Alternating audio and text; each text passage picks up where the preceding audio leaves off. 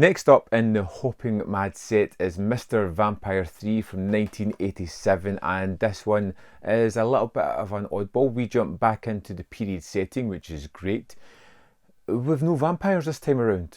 It's more ghostly spirits, but to be honest, this is one of the most enjoyable of the vampire films as yet. We have Richard Ng as a monk, a priest who kind of has these friends, these two ghosts, which looks like a father and son, and he kind of uses them to make some money. He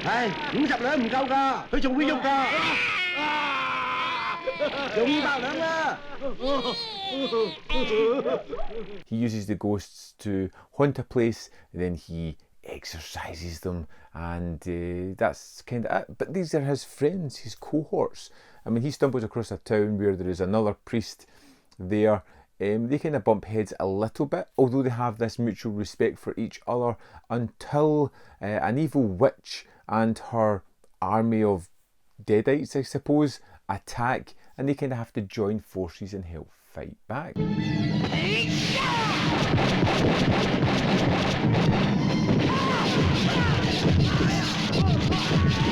Now you get these two priests, one who's extremely competent, who seems to know everything, and then there's Richard Ning, who kind of bumbles along, seems to have some skills, but is not as well versed or prepared to fight a lot of the battles that he has here. And this has some wonderfully gross effects as well, like a witch that spits maggots, dead chickens, all kinds of weird things going on here that are just incredibly fun. Possessed spirits are happening a lot in this one, and I really enjoyed the sort of fun nature of it. The more this went on, the more I had a great deal of time for it. I loved spending time with our priests and some of the shenanigans they got up to. There are moments later on where there are deep fried ghosts. It kind of has to be seen to be believed, chasing a naked Richard Ning around an apartment, trying to catch him and kill him.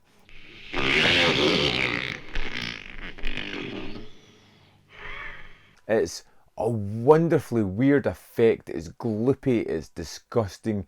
The idea of deep frying these ghosts to finally kill them is just such a wonderfully unusual trait. The sort of antagonist of the piece, the bad witch, feels dangerous within this world, which is kind of black comedy. You know, you always have this comedic stretch through the Mr. Vampire films. But the vampire here feels a little bit dangerous. Not the vampire.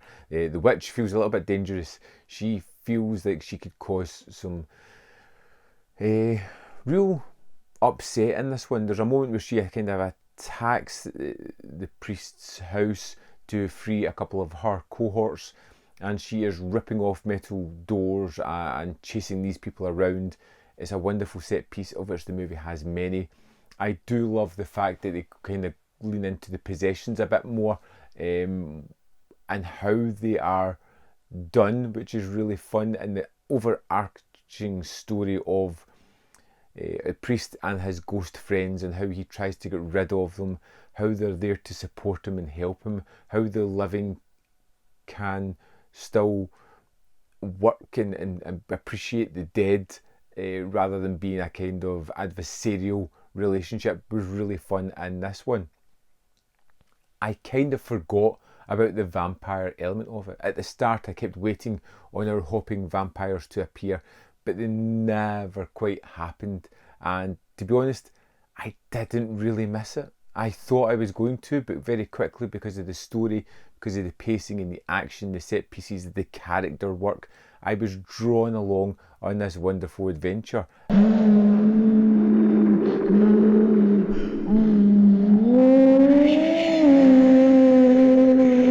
Probably one of my favourite of the vampire films thus far.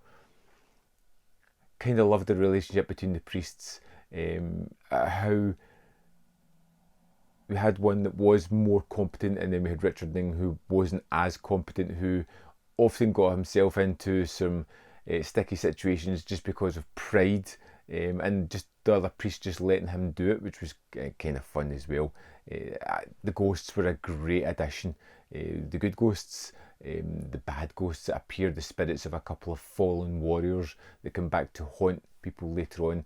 The idea of possession, which I really kind of liked as well, plays a big part in the finale of this one, and how the ghosts and the priests have to work together to save their friends and family was, I mean, kind of tropey, but at the same time I really enjoyed that.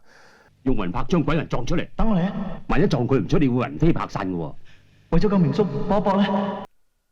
I really liked Mr. Vampire 3 a lot.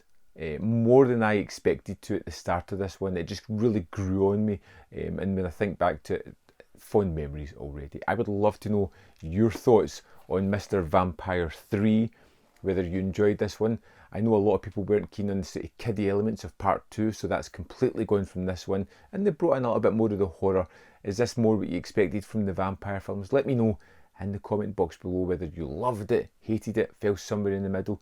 Can't wait to read your comments on this one. There's more content up here. You can see more of my stuff if you're interested. In the description box below are links to the Patreon membership program, manvfilm.com, all ways in which you can support me. And I'll see you next time on Man v Film.